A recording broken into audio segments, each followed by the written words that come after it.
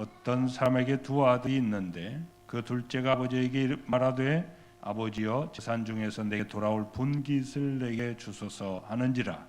아버지가 그 살림을 각각 나눠 주었더니 그 후 며칠이 안 되어 둘째 아들이 재물을 다 모아 가지고 먼 나라에 가 거기서 허랑방탕하여 그 재산을 낭비하더니 다 없앤 후 그 나라에 크게 흉년이 들어 그가 비로소 궁핍한지라. 가서 그 나라 백성 중 한 사람에게 붙여 사니 그가 그를 들러 보내 돼지를 치게 하였는데 그가 돼지 먹는 쥐업 열매로 배를 채우고자 하되 주는 자가 없는지라. 이에 스스로 돌이켜 이르되 내 아버지에게는 양식이 풍족한 품꾼이 얼마나 많은가. 나는 여기서 죽어 죽는구나. 내가 일어나 아버지께 가서 이르기를 아버지 내가 하늘과 아버지께 죄를 지었사오니 지금부터는 아버지의 아들이라 일컬음을 감당하지 못하겠나이다. 나를 품꾼의 하나로 보소서 하리라 하고 이에 일어나서 아버지께로 돌아가니라.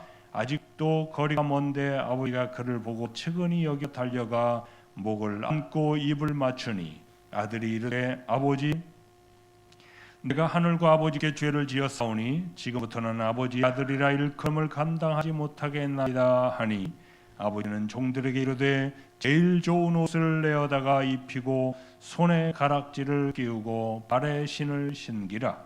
그리고 살진 송아지를 끌어다가 잡으라. 우리가 먹고 즐기자.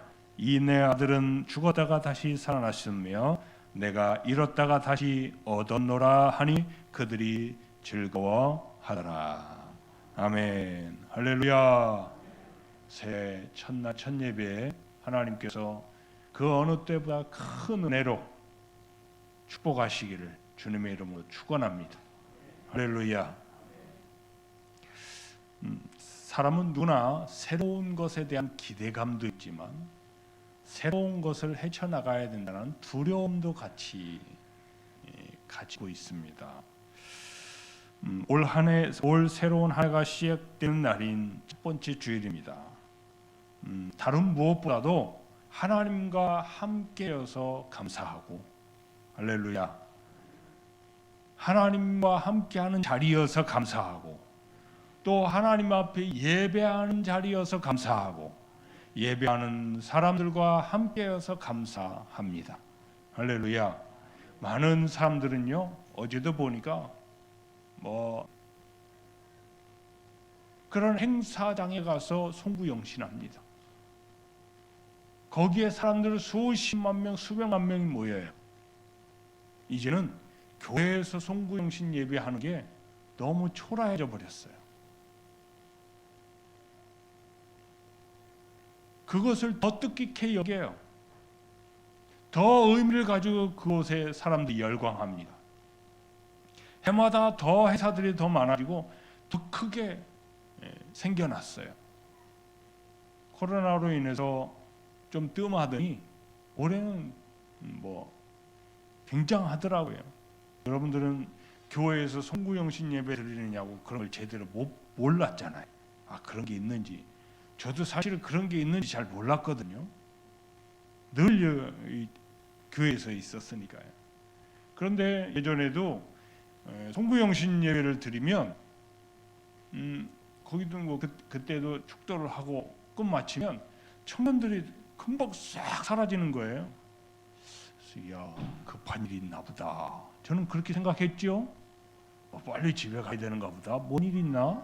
청년들만 싹 빠져나와서 없더라고요. 그래서 무슨 그런가 보다 했어요. 근데 나중에 알고 보니까 이놈들이 해돋이하러 해맞이하러 간 거예요. 어디를? 정동진으로.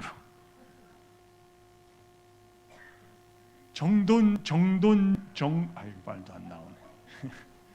정동진으로 해맞이하면서 거기다 소원별로 갔대요. 제가 어떻게 했겠어요? 제가 또 그때 예전에는 지금보다 더 꼬장꼬장했거든요. 지금도 꼬장꼬장하게 생겼잖아요. 청년들 눈에서 눈물 나오도록 홍군형을 냈습니다. 기껏 하나님 앞에 송구영신 예배하면서 하나님 앞에 기도하고 하나님 주님 뜻대로 살겠습니다. 그렇게 다짐해 놓고는 해한테 가가지고 이렇게 해주세요 저렇게 해주세요 소원을 빌고 왔다고?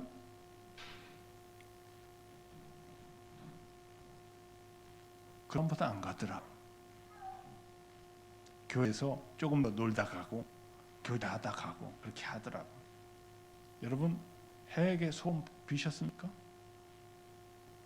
그러면 해가 소원을 들어줍니까?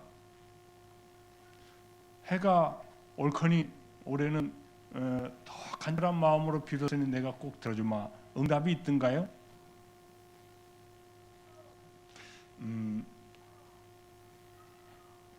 적어도 예수 믿는 사람들은 가장 중요한 것을 가장 처음에 하기를 원하잖아요. 가장 좋은 것, 그 가장 처음에 가장 좋은 것, 가장 좋은 분, 가장 있고 싶은 분, 같이 하고 싶은 분, 그분 하나님이 아니신가요? 그래서 저는 그렇게 의미를 부여해요. 처음이라는 건 두렵고 떨리지만 그래도 처음이라는 것은 설레잖아요. 의미를 부여할 수 있잖아요. 그래서 내가 새해 첫날 하나님과 함께하고 하나님께 예배하는 자리에 있어서 얼마나 행복한 이것을 생각하셔야 되지 않겠습니까? 성도라면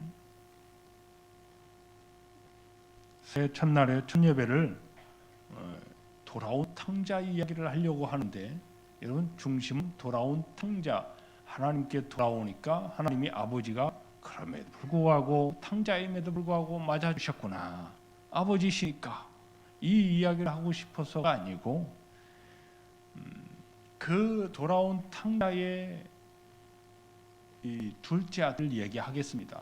탕자라고 얘기하면 우리가 다 탕자가 된 것 같으니까 둘째 아들 이야기를 여러분들한테 하려고 합니다. 여러분 둘째 아들은 풍족한 삶을 누리는 사람이었어요. 아버지와 함께 하니까요.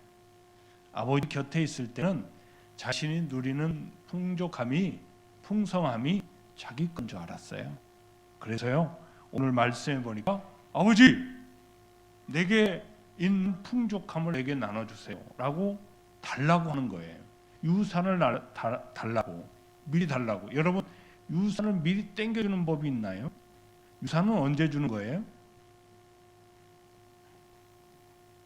유산의 의미가 그렇잖아요. 물론 요즘은 뭐 미리 주기도 하고 많이 그런다고 하더라고요. 근데 유산의 의미는 그분이 없을 때, 돌아가셨을 때 그 남은 재산들을 물려주는 거잖아요. 자식에게 혹은 배우자에게. 그런데 이 둘째는 달라는 거예요. 아버지가 버젓이 살아있는데도. 그 어떤 노인분이 베개를 굉장히 자기 베개, 자기 베개 있죠. 또 자기 베개 아니면 잠을 못 주무시는 분들도 가끔 있어요. 그래서 어디 여행 가도 자기 베개를 또 들고 다니는 그런 분들도 계시고요. 근데 자기 베개에 딱 맞는 분이 있어서 그 베개를 베야만 잠을 잘 주무시는 분도 계세요. 그래서 그런지 이 노인분도 자기 베개를 너무 소중히 여긴 거예요. 항상 끌어안고 다니고 항상 끌어안고 있고 누구도 손을 못 대게 하는 거예요. 자녀들도 이상하게 생각하는 거예요. 그래서 뭐 물어봐도 왜 그렇게 베개를 소중히 여기냐고, 뭐 아무도 손을 못 대게 하냐고. 그런 게 있어? 말을 안 해주는 거예요. 어느 때 목사님이 신방을 가셨어요. 신방을 가셔서 목사님도 신기하니까 왜 그렇게 베개를 소중히 여기고 그렇게 죽고 못 사냐고 한번 물어봤어요. 그랬더니 망설이는 거예요. 말할까 말까 망설이다가 목사님한테만 제가 살짝 말씀드릴게요 하면서 베개 밑에 속을 보여주는 거예요. 거기에 뭐가 있었냐면 통장, 집문서, 땅문서, 거기 다 있는 거예요. 거기에 다 들어있는 거예요. 웬만하면 어디다 놔요? 장롱에다 놓든지 어디 서랍 안에다 놓을 텐데 이분 거기다 놓는 거예요. 이분이 좀 재산이 있었나 봐요. 도도 좀 있었고 제사도 좀 있었고 뭐 부동산도 좀 많이 있었나 봐요. 그래서 그런가 보다 하고, 아니 성도님, 아니 뭐 그것 때문에 그렇게 애지중지하고 죽고 못 살고 그렇게 하냐고, 욕심을 내려놓으세요, 이렇게 얘기했어요. 그랬더니 그분이, 목사님 제가 욕심 때문에 그런 게 아니에요. 아, 누가 봐도 욕심 때문에 그러는 건데 성도님 그러면 안 됩니다. 그랬더니 그분이 그런 얘기를 하는 거예요.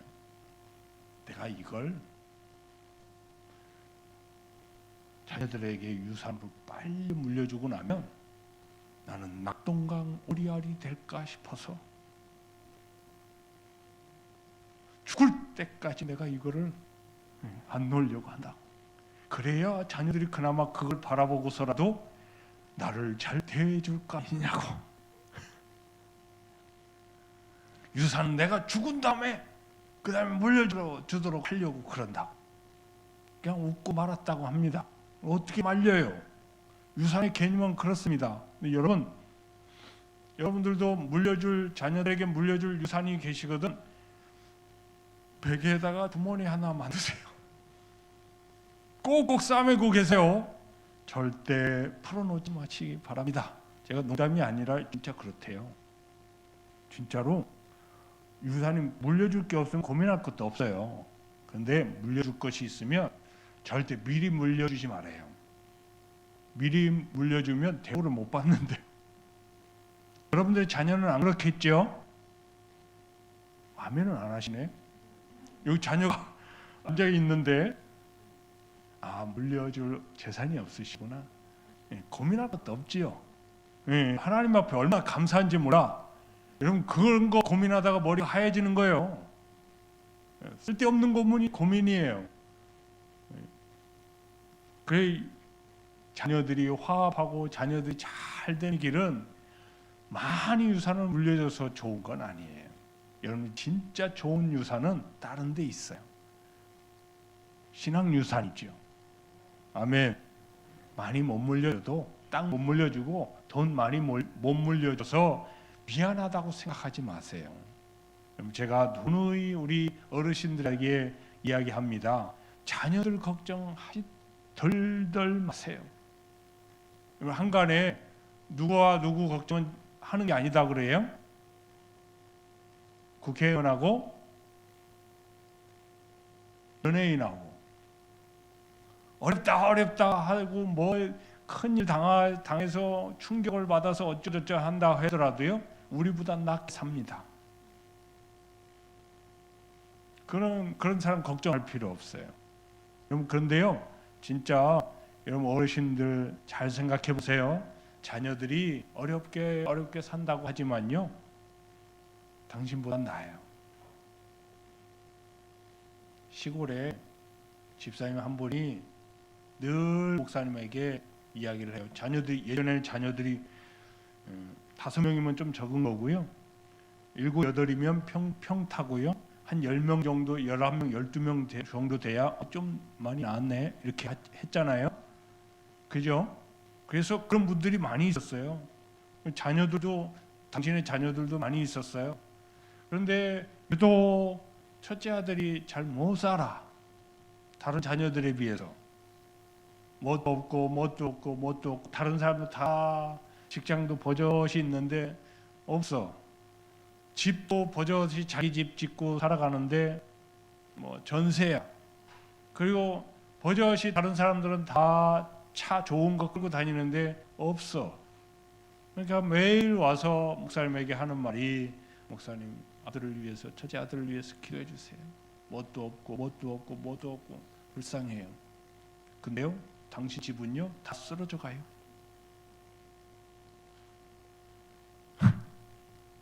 겨울에는 못 앉아 있어, 코가 시려서. 그런데 살면서 자식 걱정이요. 그래서 제가 돌려 얘기했어요. 여러분들이 자식 걱정하는 건 참 좋은데 기도하십시오. 많이 기도하시고 자녀들이 믿음 안에서, 신앙 안에서 성공하고 잘 되기를 기도하십시오. 부자 되기를 기도하십시오. 지금 어렵게 힘들다고 그것 때문에 눈물 짓지는 마세요. 그렇게 힘들다고 하더라도요, 먹고 싶으면 피자도 시켜 먹고요, 통닭도 시켜 먹고, 치킨이라고 해야 되겠군요. 치킨도 시켜 먹고요, 외식도 가끔 하고요, 할 것 다 하면서 삽니다. 여러분들만 몰라. 부모들만 잘 몰라. 부모들은 그렇게 하지 못하고 사는 줄 알아. 안 그래요. 괜한 걱정이에요. 노파심이에요. 제가 그런 얘기들을 많이 했어요. 여러분 있는 동안 자녀들 죄송합니다.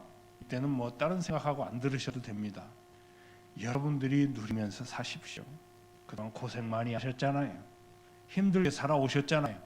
힘들게 고생하면서 살아온 것, 자녀들은 그렇게 살지 말라고 자녀들을 위해서 다 줘버리고 나는 끝까지 힘들게 살아. 그렇게 하지 마세요. 여러분들도 피자 시켜 먹어. 치킨 시켜 드세요. 아멘은 안 하시네. 손자가 와야 시켜 먹고, 자녀들이 와야 치킨 시켜주고, 그래 다 먹은 다음에 조금 한 조각 먹고. 그러지 마세요.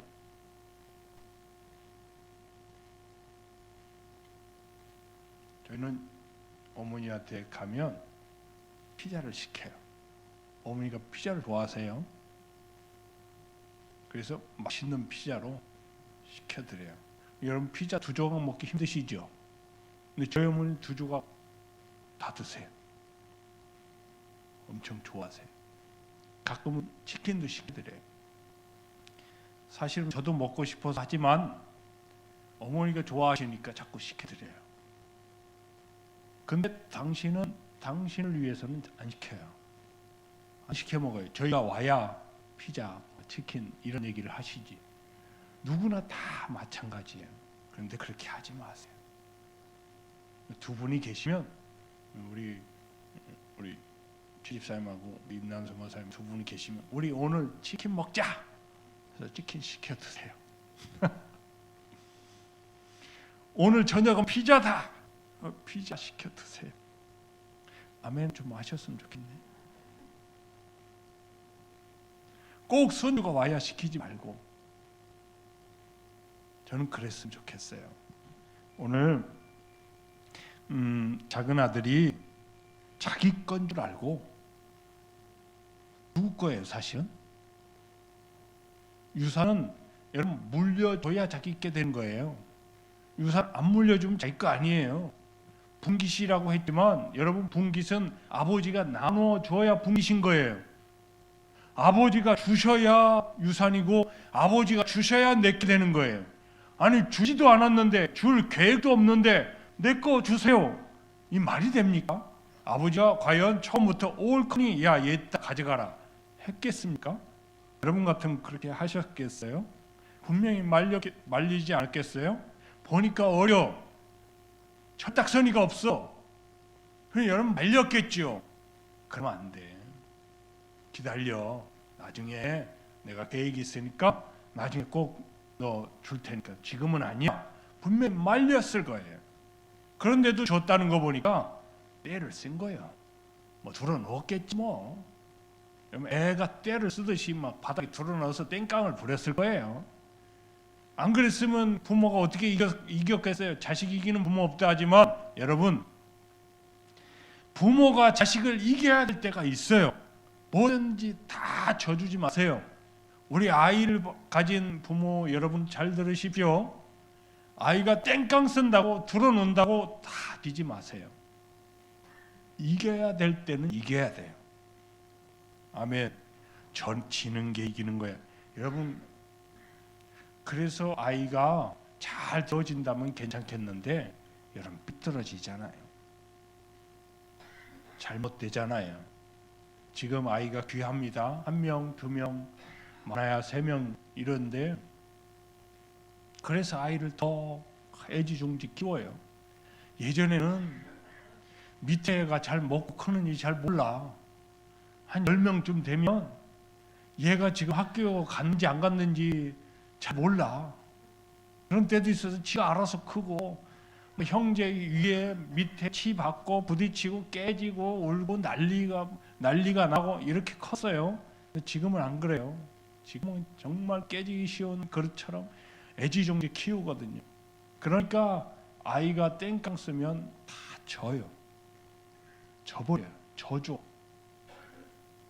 그런데 반드시 이겨야 될 것은 이겨야 돼요. 아이를 바로 키우기 위해서. 할렐루야. 특별히 신앙적인 것은 절대 지시면 안 돼요. 신앙적인 것을 교육할 때는 절대 지면 안 되고 이기셔야 됩니다. 여러분들도 그렇게 커왔으면 그렇게 키우셔야 돼요.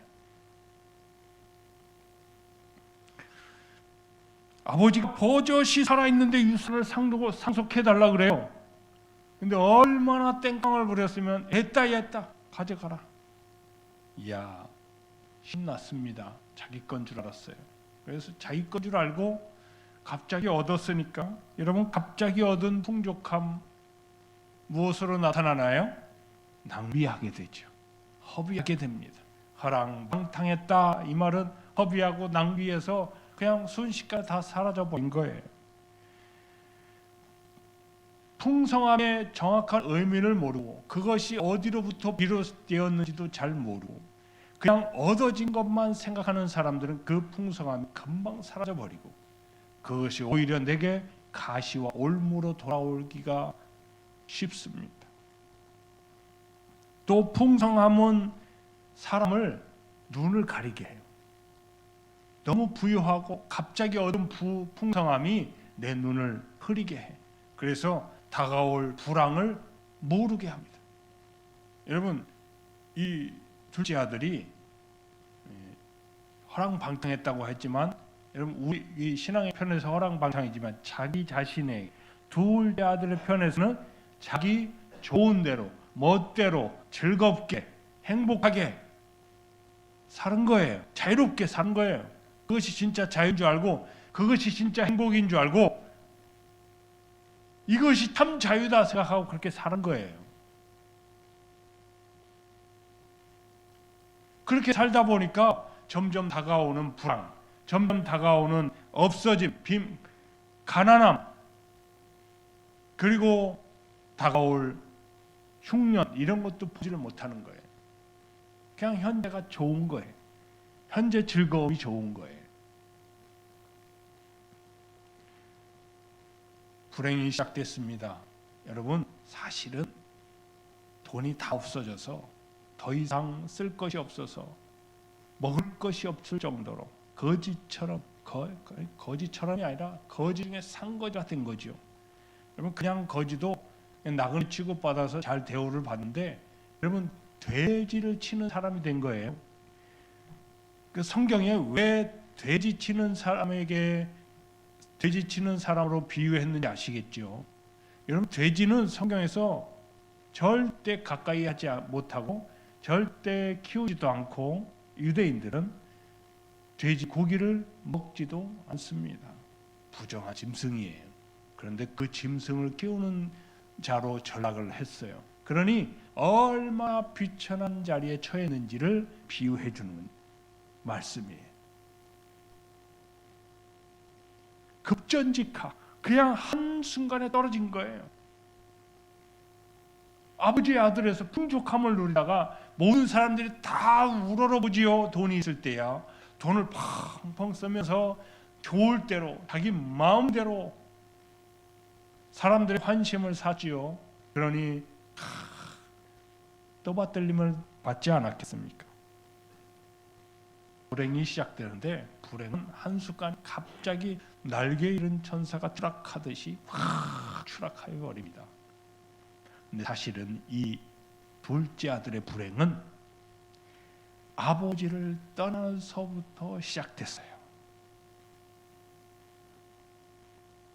아무리 많은 재물을 아버지로부터 받았다 하더라도 아버지로부터 떨어진 이상 그 재물도 아무 소용이 없는 풍족함하고는 거리가 먼 불행의 씨앗이 될 수밖에 없었어요.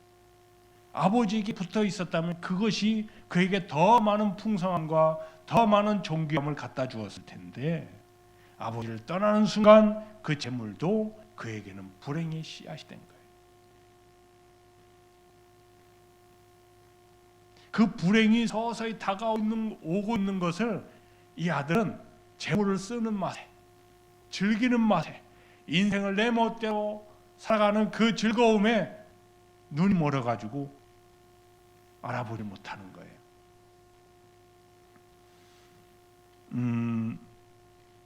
여러분, 풍성해지면 더 감사하실 수 있을 것 같잖아요. 여러분, 부자가 되면 더 하나님 앞에 열심을 다하고, 더 하나님 앞에 충성하고, 더 하나님을 위해서, 하나님의 영광을 위해서 그 부를 사용할 수 있을 것 같잖아요. 근데 인간이 안 그렇더라고요. 많은 사람이 안 그래요. 부를 얻음과 동시에 아버지를 떠나는 사람이 많더라고요. 이 둘째 아들처럼. 그래서 잠언서를 기록한 지혜자는 부함과 가난함 이 정도를 정의하고 있는데, 잠언 30장 8절에서 9절의 말씀에 곧 헛된 것과 거짓말을 내게서 멀리 하옵시며 나를 가난하게 하게도 마옵시고 부하게도 마옵시고 오직 필요한 양식으로 나를 먹이시옵소서. 혹 내가 배불러서 하나님을 모른다, 여호와가 누구냐 할까 하오며, 혹 내가 가난하여 도둑질하고 내 하나님의 이름을 욕되게 할까 두려워함이니이다. 너무 부하게도 말고 너무 가난하게도 하지 말아달라는 지혜자의 기도예요. 인생의 모든 것을 희노애락을 다 겪었던 노년의 이 지혜자는 자기가 겪었던 것을 보고, 여러분, 이 잠언서를 기록했던 사람을 잠정적으로 우리는 솔로몬이라고, 지혜자인 솔로몬이라고 우리는 알고 있습니다. 만약에 그 사실이 맞다면, 솔로몬이 지혜자로 이 잠언서를 기록했다면, 여러분, 솔로몬이 어떤 사람이에요? 어떤 인생을 살았습니까? 세상에서 전무후무한 부와 부귀 영화를 누린 사람이에요. 그의 재산은 셀 수가 없어요. 지금하고는 상대가 안 됩니다. 지금 뭐 몇천 조를 가지고 있던 사람, 뭐 세계적으로 가장 부한 뭐 사우디아라비아 그 왕세자, 게임이 안 돼. 솔로몬의 재산은요, 이 기록을 할 수가 없어요. 계산을 할 수가 없을 정도로 어마어마했습니다. 그것이 그냥 그대로 있었던 게 아니고 세상의 모든 나라들이 알아서 다 바쳐요. 하나님이 그렇게 만드셨어요. 그리고 그를 인정하고 세계적인 왕으로, 두려운 왕으로 모두가 다 엎드려서 다 인정하고 그를 높여줬어요. 그런 삶을 사는 사람이 솔로몬이에요. 그런데 그 노년에 그가 고백하기를, 하나님, 인생 참 허무하네요. 잠언서 그렇게 기록하잖아요. 헛되고 헛되며 헛되고 헛되니 모든 것이 다 헛되도다. 아니, 그렇게 잘 먹고 잘 사던 사람이 왜 헛되다고 얘기했을까?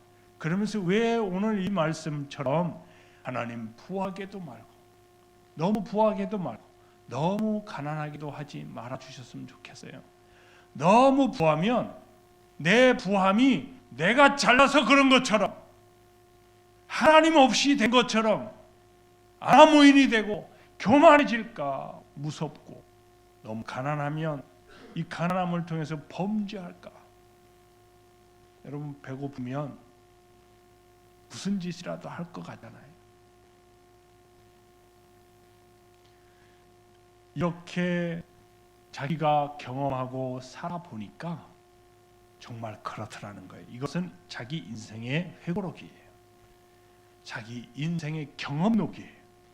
경험을 얘기한 거예요. 내가 너무 부하다 보니까 교만해져더라는 거예요. 인생 말년에 솔로몬이 여러분, 많은 후궁들, 처들 때문에 우상 숭배한 거 아시죠? 그가 그렇게 부귀영화를 누리고 그 위치까지 올라간 것이 하나님의 절대적인 은혜임을 늘 깨닫다가 말년에 그 부귀영화에 젖어가지고 그것이 모두가 다 자기 것인 양, 둘째 아들처럼 내 것인 양, 내가 잘나서 그런 것인 양, 그런 마음을 갖게 되니까 하나님을 떠나는 거예요. 그렇게 될까봐 하나님, 그렇게 산 것이 좋은 게 아니네요 하면서 고백한 거예요. 자기 인생 경험담을 얘기한 거예요. 여러분, 지혜는 경험이에요. 그래서 우리 연세 드신 백발이 허연 분들의 말 한마디는 사실 버릴 것이 없어요. 왜냐하면 다 경험하신 거니까. 그 경험은 인생의 지혜거든요. 사랑하는 성도 여러분, 오늘 이 말씀을 통해서 우리가 한번 내 신앙을 점검했으면 좋겠어요. 하나님께서 지금 나를 사용하시고 지금 나를 나되게 하신 것은 모두가 다 하나님의 은혜였음을 고백하면서 또 이후에도 하나님께서 나의 적당한 은혜로 함께 하시기를 늘 기도하는 마음으로 살아야 되겠습니다. 하나님께서 나와 함께 하시는 그 은혜가 내가 하나님과 함께 하기 때문에 누릴 수 있는 거지. 하나님을 떠나서는 그게 내 것인 양, 내가 열심히 해서 얻은 것인 양, 그 했을 때는 이미 불행이 시작된 거예요. 둘째 아들처럼 불행이 시작된 거예요. 그의 눈은 어두워질 것이고 불행이 점점 나에게 다가오고 가까이 오고 그 불행이 나를 넘어뜨릴 그 순간이 와도 깨닫지 못하게 되는 거예요. 네, 여러분, 그렇다 하더라도 두려워하지 마세요. 이 둘째 아들이 아버지께로 오니까 모든 것이 다 회복되네요. 할렐루야. 아버지께로 돌아오니까, 아버지와 함께 하니까, 아버지에게 붙어 있으니까 모든 게 다 회복되네요. 할렐루야. 그 전 모든 것은 아버지가 묻지도 따지지도 않네요. 너 그 돈 어떻게 했어? 너 왜 이렇게 거짓골이야? 물어보질 않네요. 그냥 아들로 받아주시네요. 할렐루야. 여러분, 그렇다 하더라도 아버지께 붙어 있으면 돼요. 할렐루야. 요한복음 15장 5절의 말씀에 나는 포도나무요 너희는 가지라. 그가 내 안에 내가 그 안에 거하면 사람이 열매를 많이 맺나니 나를 떠나서는 너희가 아무것도 할 수 없음이라. 할렐루야. 아버지께 붙어 있어야 좋은 걸 많이 맺고 누릴 수 있어요. 포도나무는, 그 가지는 포도나무에 붙어 있어야 포도나무인 거예요. 떨어져 나가면 뭐예요? 불쏘시개, 장작, 마른 장작, 마른 나무, 가지. 더 이상 포도나무가 아니에요. 포도나무는 포도 열매를 맺을 수 있는 게 포도나무예요. 포도나무 열매를, 포도를 맺을 수 있는 가지는 나무에 붙어 있어야 돼요. 할렐루야. 우리는 가지예요. 포도나무와 가지와 같은 가지예요. 아버지께 붙어 있어야 돼요. 그래야 지금 누리고 있는 모든 것이 다 하나님의 은혜임을 깨닫게 되고, 풍성함을, 하나님께서 주시는 그 풍성함을 누릴 수 있게 되는 거예요. 그 풍성함의 진정한 의미를 깨달으실 수 있기를 바랍니다. 모든 것을 많이 가져야 풍성함이 아니에요. 하나님이 주시는 진정한 은혜를 깨닫는 것이 풍성함을 아는 거예요. 여러분, 하나님의 은혜는 내가 필요한 모든 것, 필요한 것을 생각하지 못한 것이라도 촘촘하게 하나님께서 계획을 세우시고 베풀어 주시고 인도해 주시고 동행해 주시는 모든 것을 다 은혜라고 해요. 내가 생각지도 못한 것까지도 하나님께서 베풀어 주시는 그런 은혜가 바로 하나님의 은혜예요. 그것을 하나님과 붙어 있어야, 하나님과 함께 있어야 그 풍성함을 누릴 수가 있거든요. 지금 가지고 있는, 지금 누리고 있는 풍성함의 위험을 깨달으실 수 있기를 바랍니다. 거기에 있는 함정을 여러분 직시 하실 수 있기를 바랍니다. 하나님 안에 있는 풍성함이 진짜임을 깨달으시기를 바라고, 그 풍성함을 올 한 해 더욱 많이 누리실 수 있는 저와 여러분들 될 수 있기를 주님의 이름으로 축원합니다. 축원합니다. 기도하겠습니다. 하나님 안에 있는 것이 진정한 풍성함을 누릴 수 있는 가장 좋은 방법이요, 길임을 다시 한번 깨닫고 하나님께서 주신 은혜를 마음껏 누릴 수 있는, 그래서 하나님 안에서 그 풍족함을 늘 누리며 감사하며 살아갈 수 있는 우리 성도들 될 수 있도록 은혜를 베풀어 주옵소서. 늘 지혜를 더해 주시고 성령의 충만함을 함께 해주셔서 하나님의 뜻을 바로 발견하고 그 뜻 안에서 살아가는 풍성한 삶을 살아가는, 은혜 가운데 살아가는 복된 인생들 되게 하여 주시옵소서. 이제는 우리 주님 예수 그리스도의 은혜와 아버지 하나님의 무한하신 사랑하심과 성령의 감화 감동 교통 내주 역사하신 은혜가 풍성함이 주는 함정에서 벗어나 진정한 하나님 안에서의 풍성함을 누리며 살기를 원하는 우리 모든 성도님들 머리 위에, 애들 가정 위에, 직장 위에, 사업 위에, 일터 위에, 이 나라의 민족과 온 세계 위에 이제로부터 영원토록 함께 있을지어다. 아멘.